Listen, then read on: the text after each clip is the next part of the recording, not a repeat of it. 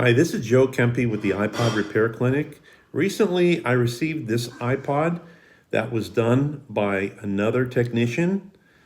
I went ahead and opened it up, and I want to show you what's inside, what the other technician did.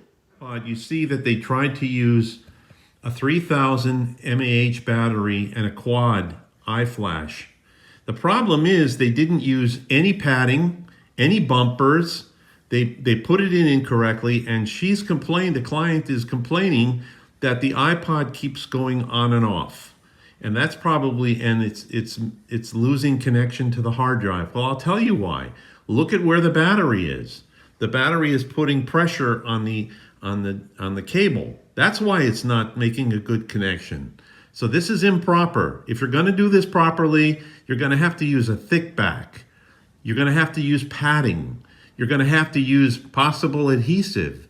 So this thing is completely wrong. And this is what I'm up against when I go over other people's work. All right? This is Joe again at the iPod Repair Clinic.